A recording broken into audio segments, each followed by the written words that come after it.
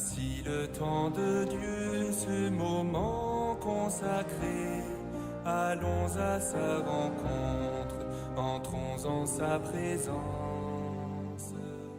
40 jours durant d'un pas vif et joyeux, marchons sur ses chemins dans l'unité.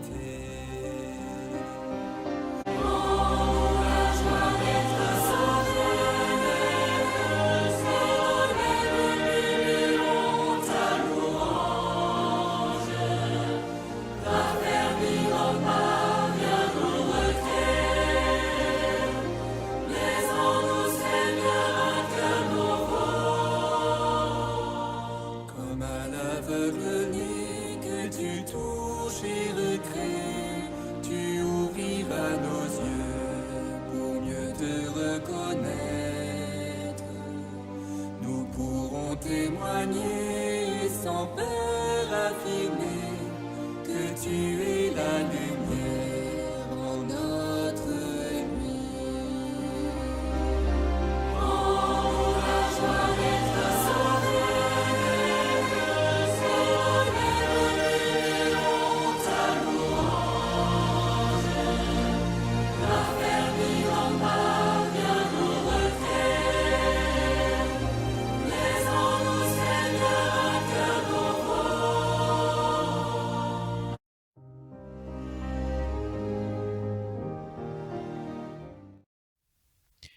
Évangile de Jésus-Christ selon saint Jean.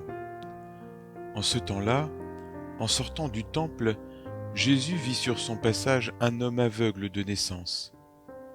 Il cracha à terre, et avec la salive, il fit de la boue. Puis il appliqua la boue sur les yeux de l'aveugle et lui dit « Va te laver à la piscine de Siloé ». Ce nom se traduit par « envoyé ». L'aveugle y alla donc, et il se lava. Quand il revint, il voyait. Ses voisins et ceux qui l'avaient observé auparavant, car il était mendiant, dirent alors « N'est-ce pas celui qui se tenait là pour mendier ?»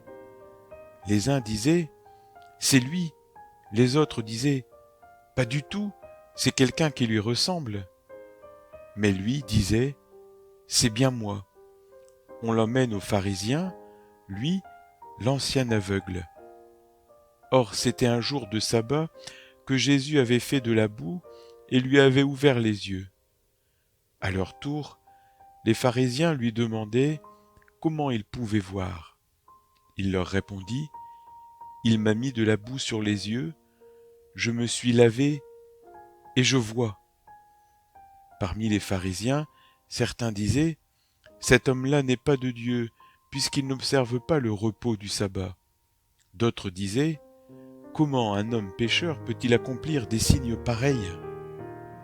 Ainsi donc, ils étaient divisés. Alors, il s'adresse de nouveau à l'aveugle. « Et toi, que dis-tu de lui, puisqu'il t'a ouvert les yeux ?» Il dit « C'est un prophète. » Ils répliquèrent « Tu es tout entier dans le péché depuis ta naissance, et tu nous fais la leçon ?»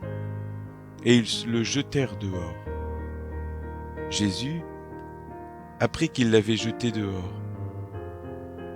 Il le retrouva et lui dit « Crois-tu au Fils de l'homme » Il répondit « Et qui est-il, Seigneur, pour que je croie en lui ?» Jésus lui dit « Tu le vois, et c'est lui qui te parle. » Il dit « Je crois, Seigneur », et il se prosterna devant lui. Acclamons la parole de Dieu.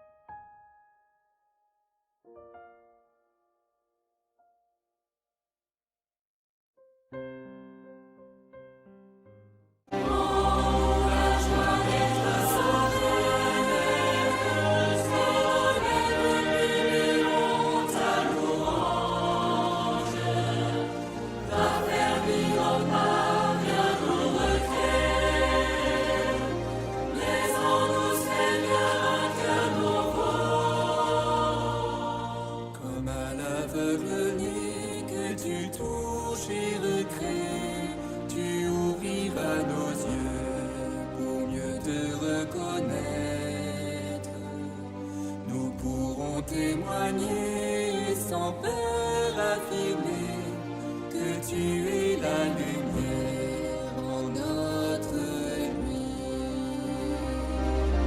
Oh, la joie d'être sauvés, célébrons ta louange.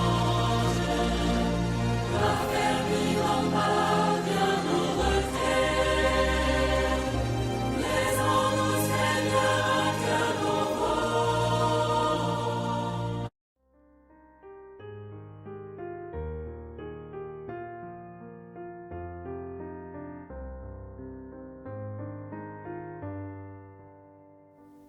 La fermeture et la lumière. Le récit s'ouvre par un aveugle qui commence à voir et se conclut, cela est curieux, avec de présumés voyants qui continuent à rester aveugles dans l'âme, car certaines personnes ne veulent pas voir la vérité même quand elle s'impose à eux. Alors que l'aveugle s'approche petit à petit de la lumière, les docteurs de la loi, au contraire, s'enlisent toujours plus dans leur cécité intérieure. Enfermés dans leur présomption, ils croient avoir déjà la lumière. À cause de cela, ils ne s'ouvrent pas à la vérité de Jésus. Ils font tout pour nier l'évidence. Ils mettent en doute l'identité de l'homme guéri, puis ils nient l'action de Dieu dans la guérison, en prenant comme excuse que Dieu n'agit pas le samedi. Ils en arrivent même à douter que l'homme soit né aveugle. Leur fermeture à la lumière devient agressive et aboutit à l'exclusion du temple de l'homme guéri.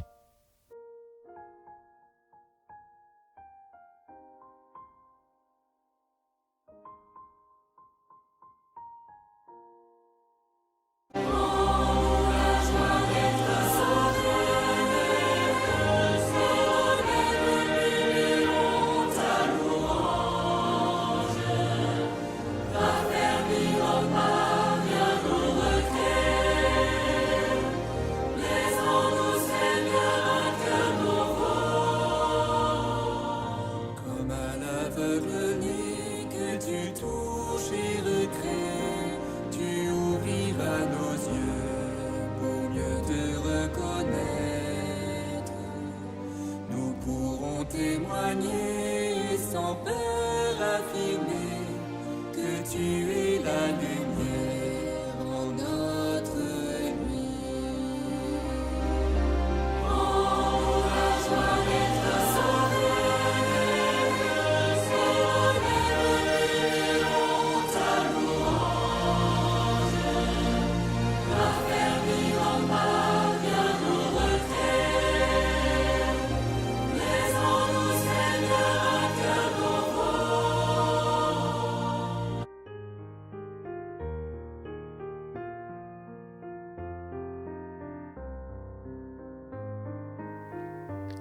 Du nom de Jésus à l'identité du Fils de Dieu. Le chemin de l'aveugle, au contraire, est un parcours à étapes qui part de la connaissance du nom de Jésus. Il ne connaît rien d'autre de lui. En effet, il dit « L'homme qu'on appelle Jésus a fait de la boue. Il m'en a enduit les yeux. » Après les questions pressantes des docteurs de la loi, il le considère d'abord comme un prophète, puis un homme proche de Dieu. Après qu'il a été éloigné du temple, exclu de la société, Jésus le trouve de nouveau et lui ouvre les yeux pour la deuxième fois en lui révélant son identité. « Je suis le Fils de l'homme, le Messie », lui dit-il. À ce moment-là, celui qui avait été aveugle s'exclame « Je crois, Seigneur », et se prosterne devant Jésus.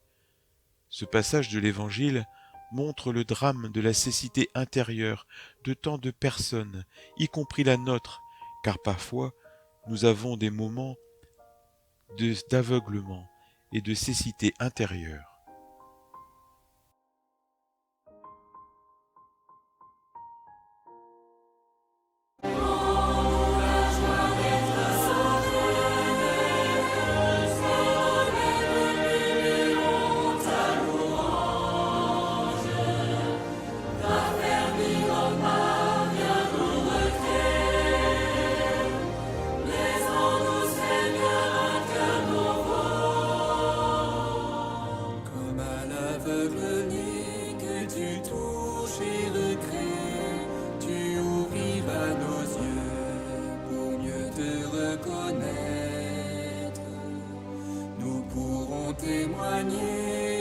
on peut affirmer que tu es la lumière en notre nuit. Oh, la joie d'être sauvé, c'est l'honneur ta louange. Raffermis en bas, viens nous refaire. Laissons-nous, Seigneur, un cœur nouveau.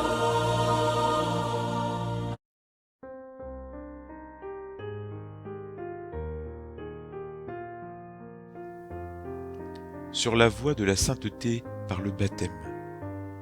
Notre vie est parfois semblable à celle de l'aveugle qui s'est ouvert à la lumière du monde, qui s'est ouvert à Dieu, qui s'est ouvert à sa grâce. Parfois, malheureusement, elle est un peu comme celle des docteurs de la loi. Du haut de notre orgueil, nous jugeons les autres, et même le Seigneur. Aujourd'hui, nous sommes invités à nous ouvrir à la lumière du Christ pour porter du fruit dans notre vie, pour éliminer les comportements qui ne sont pas chrétiens. Nous sommes tous chrétiens, mais nous tous, nous avons parfois des comportements non chrétiens, des comportements dictés par le péché. Nous devons nous en repentir, éliminer ces comportements pour marcher résolument sur la voie de la sainteté. Cette voie trouve son origine dans le baptême. Nous aussi, en effet, nous avons été éclairés par le Christ dans le baptême, afin que, comme nous le rappelle saint Paul, nous puissions nous comporter comme des enfants de lumière, avec humilité, patience, miséricorde. Ces docteurs de la loi n'avaient ni humilité, ni patience, ni miséricorde.